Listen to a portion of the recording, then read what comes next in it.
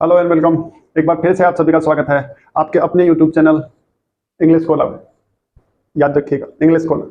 और जो टॉपिक हम पढ़ रहे हैं इस चैनल पे वो है मॉडल। और अलग अलग तरीके से ये थर्ड वे है मॉडल्स को अंडरस्टैंड करने का। उसी के अंदर हम उस प्रोसेस को आगे लेके जा रहे हैं आज। और आज जो हम पढ़ने वाले हैं मॉडल्स के लिए वो होगा मोरल ऑब्लिगेशंस जो हैं उनके लिए, मतलब नैतिक जो बाध्यताएं हैं, इसके लिए कौन कौन से मॉडल को यूज किया जा सकता है। उसके साथ साथ एक नया जो अमेजिंग फैक्ट्स हैं वो हम पढ़ेंगे रेड फोर्ट के बारे में, लाल किले के बारे में।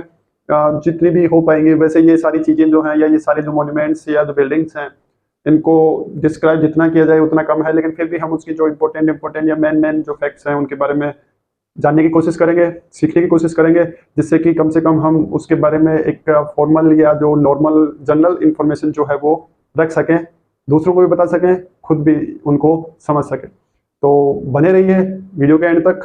पहले मॉडल्स फिर रेड फोर्ट, जहाँ पर हमारा जो ट्राई कलर है, तिरंगा जो है वो शान से ले लेता है। तो चलिए शुरू करते हैं आज के वीडियो को। सब्सक्राइब कर लीजिए, यदि नहीं किया है तो कर लिया है तो बहुत ही अच्छी बात है। शेयर भेजते रहिए, इधर से उधर, उधर से इधर, जितने लोगों को भेज सकें शेयर करते रहिए। चलिए शुरू करते हैं आज का वीडियो, जो कि होने वाला है नैतिक बाध्यताओं के लिए कौन कौन से मॉडल्स को यूज किया जाएगा, कब कब यूज कर सकते हैं, कैसे कैसे यूज कर सकते हैं, सब कुछ क्लियर। चलिए, पहला जो यूज है जो मोरल ऑब्लिगेशंस के लिए जिस मॉडल को यूज करते हैं, करेक्ट एक्शंस या फिर सेंसिबल एक्शंस। आप उसको कह सकते हैं उचित या समझदारी वाले कार्य, समझदारी के कार्य। उसके अलावा सलाह, सजेशंस, सुझाव, काउंसल, विचार विमर्श, ड्यूटी, कर्तव्य, ऑब्लिगेशंस, बाध्यताएं, मोरल ऑब्लिगेशंस। तो ये यदि लेस स्ट्रॉन्ग है या वीक है, चाहे वो करेक्ट और सेंसिबल एक्शंस हो, एडवाइस हो, सजेशन हो, काउंसल हो, ड्यूटी हो या ऑब्लिगेशंस हो, तो यदि वीक है तो शुड का यूज करते हैं। और यदि यही सारे जो एक्सप्रेशंस हैं वो स्ट्रॉन्ग हैं तो फिर इन्हीं सब के लिए किसका यूज हो जाता है, मस्ट का यूज हो जाता है। आई बात समझ में? स्ट्रॉन्ग एक्सप्रेशन है ड्यूटी का तो फिर यूज होगा मस्ट। यदि वो जो ड्यूटी वाला एक्सप्रेशन है वो स्ट्रॉन्ग नहीं है, लेस स्ट्रॉन्ग है, तो फिर उसको हम यूज करेंगे मॉडल को शुड। शुड मॉडल यूज करेंगे।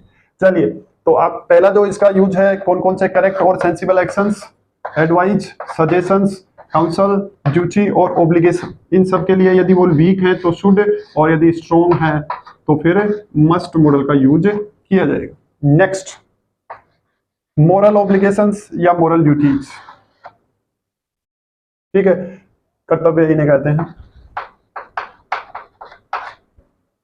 तो यदि वो नैतिक बाध्यताएं हैं या फिर नैतिक कर्तव्य हैं तो उसके लिए जो मॉडल यूज होगा वो होगा ought to।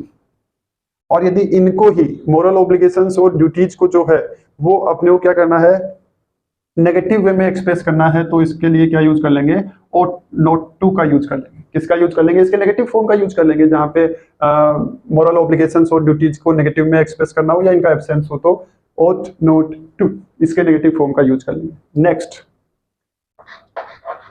स्पीकर्स ऑथोरिटी, बोलने वाला जो है वो यदि अपना आधिपत्य रखता है, अधिकार रखता है उस एक्सप्रेशन में, तो फिर जो मॉडल यूज होगा वो हैव टू या हैज टू, हैव टू या हैज टू। इसके साथ साथ जो वक्ता, स्पीकर का मतलब वक्ता, वो डीजे में स्पीकर बजते हैं उनकी बात नहीं हो रही है, ये यहाँ पे जो बोलने वाला है वक्ता उसे कहते हैं स्पीकर्स ऑथोरिटी। बोलने वाले का आधिपत्य तो हैव टू और हैज टू अकॉर्डिंगली यूज करते हैं। और एक्सटर्नल ऑब्लिगेशंस, बाहरी बाध्यताएं जो होती हैं उनके लिए हैव टू और हैज टू को अपन यूज कर सकते हैं, यदि वो कौन से टेंस में है, प्रेजेंट टेंस में है। मींस प्रेजेंट एक्सटर्नल ऑब्लिगेशंस के लिए, वर्तमान बाहरी बाध्यताओं के लिए have to, has to. Clear? Next, यदि यही एक्सटर्नल ऑब्लिगेशंस, बाहरी बाध्यताएं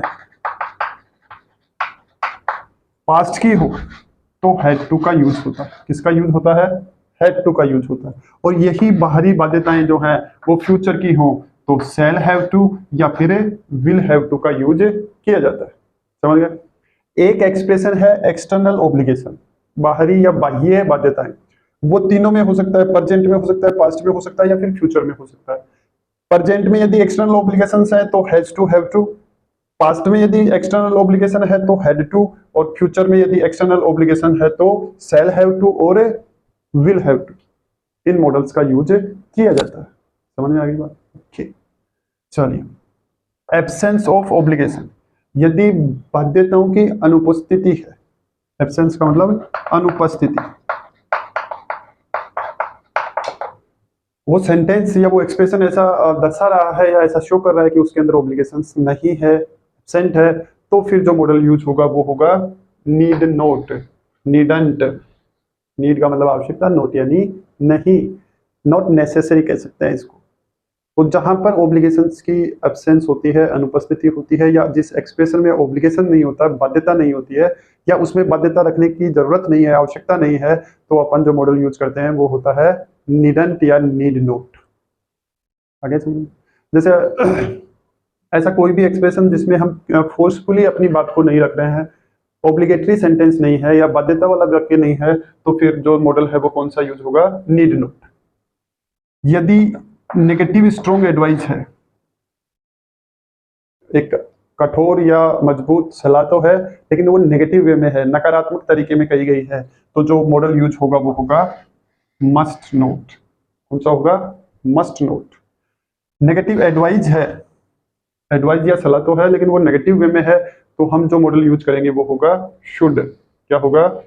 शुड। अब इसके अलावा ये जो जितने यहाँ पे लिखे हुए हैं उसके अलावा देखिए, यदि एक्सटर्नल ऑब्लिगेशंस को नेगेटिव में एक्सप्रेस करना हो, प्रेजेंट वाली को, प्रेजेंट वाली को यदि नेगेटिव वे में यूज करना हो तो फिर यहाँ पे लिख देता हूं मैं, एक्सटर्नल ऑब्लिगेशंस के लिए है ये, बाह्य बाध्यताओं के लिए, तो डोंट हैव टू और doesn't have to, have to दोनों में कॉमन है। ठीक है, यदि एक्सटर्नल ऑब्लिगेशंस कैसे हैं? नेगेटिव वे में रिप्रेजेंट किए गए। एक्सटर्नल ऑब्लिगेशंस पास्ट के इन ए नेगेटिव सेंस, तो फिर डिडंट हैड टू, ये वाला। और यदि फ्यूचर वाले हैं तो शैल नॉट हैव टू और will not have to, won't या शैल, ये इसके साथ में नोट का यूज हो जाएगा जब एक्सटर्नल ऑब्लिगेशंस जो है वो फ्यूचर की हो और साथ ही साथ नेगेटिव वे में एक्सप्रेस की जा रही। तो ये है हमारे वो मॉडल्स और वो एक्सप्रेशंस जिनका यूज हम किसके लिए करते हैं? मोरल ऑब्लिगेशन के लिए करते हैं। वन बाय वन आपने देख लिया। यदि करेक्ट और सेंसिबल एक्शंस जो है, एडवाइस है, सजेशन है, काउंसिल है, ड्यूटी है, ऑब्लिगेशंस है, वीक है तो शुड, और स्ट्रॉन्ग है तो मस्ट। मोरल ऑब्लिगेशन या ड्यूटी के लिए ought to का यूज किया जाता है, नेगेटिव वे में ought not to का यूज किया जाता है। स्पीकर्स ऑथोरिटी और एक्सटर्नल ऑब्लिगेशंस प्रेजेंट वालों के लिए have to और has to का यूज किया जाता है। एक्सटर्नल ऑब्लिगेशंस पास्ट के हो तो had to का यूज किया जाता है, और एक्सटर्नल ऑब्लिगेशंस या बाहरी बाध्यताएं जो है वो फ्यूचर की हो तो shall have to और will have to का यूज किया जाता है। यदि इन तीनों को नेगेटिव वे में एक्सप्रेस करना हो तो प्रेजेंट वालों को don't have to, doesn't have to, past वाले को did not have to या didn't have to, और फ्यूचर वाले को shall not have to और will not have to। Absence of obligations, यदि किसी एक्सप्रेशन में ऑब्लिगेशन की एब्सेंस हो, अनुपस्थिति हो तो नीड नोट का यूज किया जाता है। यदि स्ट्रॉन्ग एडवाइस नेगेटिव वे में है तो मस्ट नोट का यूज किया जाता है, और यदि एडवाइस नेगेटिव है, नकारात्मक है, तो फिर शुड नोट का यूज किया जाता है। तो आई होप आपको ये सारी चीजें समझ में आ गई होंगी। मॉडल्स के लिए बस आज इतना ही। जितना मेरा प्रयास था कि वो सारी चीजें आपको समझ में आए, उतना मैंने अपनी तरफ से पूरी कोशिश की है। मैं फिर से आपको एक बार कहूंगा कि जितने ज़्यादा आप सेंटेंसेज को प्रैक्टिस में लाएंगे उतना ही ज़्यादा आपको मॉडल्स क्लियर होते जाएंगे। ये तो सारी होगी। जितने ज़्यादा सेंटेंसेज आप प्रैक्टिस में लाएंगे उतने ही ज़्यादा मॉडल्स आपको क्लियर होते जाएंगे। वाह, शायरी होगी, शायर बन गई। चलो, तो आप कोशिश कीजिए कि आप सेंटेंसेज जो है वो ज़्यादा से ज़्यादा प्रैक्टिस में लाएं, उनको सोल्व करने की कोशिश करें। ज़्यादातर ऐसे सेंटेंसेज को देखें जो हमें डेली लाइफ में या हमारे डेली कन्वर्सेशन में या हमारी डेली राइटिंग में या डेली हियरिंग में या लिसनिंग में काम आ रहे हैं, तो उनको ज़्यादा प्रैक्टिस में लाइए। उनको पहले सोल्व कीजिए, उसके बाद में जो बाकी के आपको दिखते हैं जहाँ भी, वहाँ पे सोल्व कीजिए। आपकी टेक्स्ट बुक हो, न्यूज़पेपर हो, जहाँ भी आपको मॉडल का सेंटेंस दिखे आप उसको कैच करिए, देखिए, समझने की कोशिश कीजिए। यदि उसमें ऑलरेडी मॉडल का यूज किया गया है तो क्यों किया गया है, किस तरह का एक्सप्रेशन है, किस तरह का वो सेंटेंस है, उसके अंदर कौन सा एक्सप्रेशन है, ऑब्लिगेशन है, ड्यूटी है, ये क्या कहते हैं इसको, सजेशन है, एडवाइज है, एब्सेंस ऑफ ऑब्लिगेशन है, किस तरह का एक्सप्रेशन उसके अंदर है उसको आइडेंटिफाई करने की कोशिश कीजिए और फिर ये समझने की कोशिश कीजिए कि इस तरह का एक्सप्रेशन होने से इस मॉडल का यहाँ पे यूज किया गया है। एक बार ये आप इसको मतलब अंडरस्टैंड करने लग जाएंगे, इस बात को पकड़ लेंगे, बस फिर आपको मॉडल्स सीखने से मैं तो क्या कोई भी नहीं रोक पाएगा। तो आई होप आप जरूर ये ट्राई करेंगे और उसको सीखने की कोशिश करेंगे। मॉडल्स के लिए आज के इस वीडियो में बस इतना ही। आगे वाले पार्ट में चलते हैं जहाँ पे आज हम अमेजिंग फैक्ट्स देखेंगे या जो जनरल नॉलेज या जनरल जो इन्फॉर्मेशन है रेड फोर्ट के बारे में, लाल किले के बारे में, उसके बारे में डिस्कशन करने वाले हैं। चलिए देख लेते हैं रेड फोर्ट, लाल किला।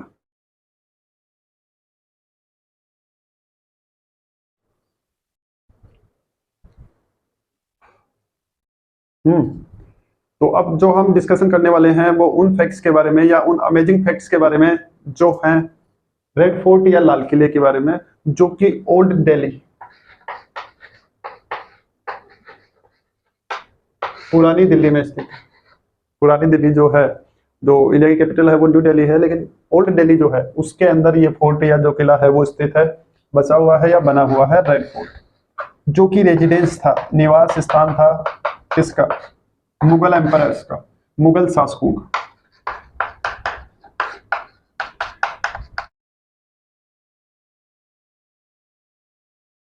मुगल शासकों का ये रेजिडेंस था, निवास था। बाद में इसके ऊपर मराठाओं का भी आधिपत्य रहा, फिर ब्रिटिश लोगों ने इसको अपने अंडर रखा और अब जो है एट प्रेजेंट ये इंडियन गवर्नमेंट के अंडर है। तो जब इसकी स्टार्टिंग या ये जब बना था तो ये किसका रेजिडेंस माना जाता था, मुगल जो एम्परर्स थे उनका रेजिडेंस माना जाता था। इसके लिए कमीशन किया था या इसको बनाने की जो शुरुआत की गई थी वो शाहजहां के द्वारा की गई थी 12 मई 1638 में। शाहजहां ये वही एम्परर हैं जिन्होंने ताजमहल बनवाया। तो red fort was commissioned by Shah Jahan in 1638। Start ये हुआ, बनना जो है वो स्टार्ट हुआ 12th और 13th में 1639 टू 6 अप्रैल 1648। 12 मई या 13 मई 1639 से स्टार्ट हुआ था इसका बनाना, और जब ये पूरा बनकर तैयार हो गया था रेड फोर्ट, वो डेट थी 6 अप्रैल 1648। किस स्टाइल में बनाया गया है, इसकी जो बनावट शैली है वो किस प्रकार की है, इंडो इस्लामिक और मुगल शैली में इसको बनाया गया। ये जो इमारत बनी हुई है रेड फोर्ट, ये इंडो इस्लामिक मतलब इसमें इस्लामिक आर्किटेक्चर का भी प्रयोग किया गया है, इंडियन आर्किटेक्चर का भी प्रयोग किया गया है, वास्तुकला का, और उसके साथ साथ मुगल जो आर्किटेक्चर है उसका भी यूज किया गया है। इसको बनाया गया है रेड सैंडस्टोन। इसकी जो दीवारें हैं वो लाल बलुआ पत्थर से बनी हुई है, इसीलिए इसका नाम रेड फोर्ट, लाल किला। जैसे जयपुर पिंक सिटी, क्योंकि यहाँ पे सभी जो ओल्ड जो पिंक सिटी है उसकी सारी जो बिल्डिंग्स हैं उन पे पिंक कलर है, तो पिंक सिटी, वैसे ही इसकी सारी दीवारें जो है वो रेड सैंडस्टोन से बनी हुई हैं, तो रेड फोर्ट। ठीक है, इसका डिजाइन जो बनाया गया था उसके जो आर्किटेक्ट थे वो थे उस्ताद अहमद लाहौरी। आर्किटेक्ट कौन थे, उस्ताद अहमद लाहौरी। ठीक है, अब चलिए कितने एरिया में बना हुआ है, 254.67 एकड़, 254.67 एकड़ में ये पूरा बचा हुआ है रेड फोर्ट। इसकी वॉल्स जो हैं, दीवारें जो हैं, उनकी लंबाई 2.41 किलोमीटर, 2.41 किलोमीटर इसकी दीवारों की लंबाई, लेंथ है। इसका जो मेन गेट है, मुख्य दरवाजा जो है लाल किले का, जो मेन गेट है, मेन एंट्रेंस जो है उसको लाहौरी गेट कहते हैं। कौन सा गेट कहते हैं, लाहौरी दरवाजा। दूसरे जो इसके गेट है वो एक दिल्ली गेट है और दूसरा है छत चौक या फिर मीना बाजार। मीना बाजार ये फेमस बाजार है, मीना बाजार। यहाँ पे ज्वेलरी, बेंगल्स, ये मतलब बेचे जाते थे उस समय, अभी बेचे जाते होंगे, मैं तो कभी गया नहीं, आप गए हो तो आपको पता होगा ज़्यादा। तो ये इसके मेन एंट्रेंस है, मेन मुख्य दरवाजा लाहौरी गेट, दिल्ली गेट से भी जा सकते हैं। और ये मतलब वो जो चौक है ना, वो ये जो छत चौक है ये ढका हुआ है, कवर्ड है ऊपर से, तो इसलिए इसको छत चौक कहते हैं या मीना बाजार कहते हैं। इसके अंदर जो और मेन जो स्ट्रक्चर्स हैं या जो बनावट है उस पूरे सराउंडिंग्स के अंदर, उसके अंदर एक नौबत खाना है, दीवाने आम है, मुमताज महल है।